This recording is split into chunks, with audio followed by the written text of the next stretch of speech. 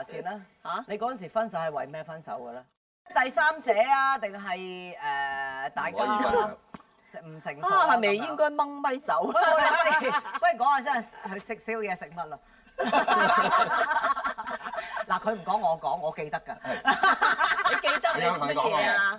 嚇乜嘢啊？我其實我有啲混亂，因為3次分手都有啲撈亂咗次序。你是但嗱，你講晒3次嗰個原因，我同你按重新組織翻出首先嚟。有啲女出現啦。即係第三者試過。總之其中有一段係咁啦。不過咁靚仔一定有啦。係咯，點會冇啫？唔係我話，你俾我咁靚仔，其實我俾主角講啦，主角講。其實唔係話因為有啲女仔出現，其實因為嗰陣時大家係最忙嘅時候。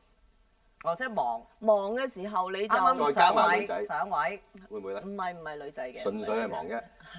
純粹係忙，同埋大家太細個咯，真係太細。即係大家唔即係體諒大家啦處理嘅感情方面唔夠成熟，即係大家唔夠體諒咯，即係只可以話個 timing 唔啱。如果比而家就好啲啦，個處理方法。而家我諗係。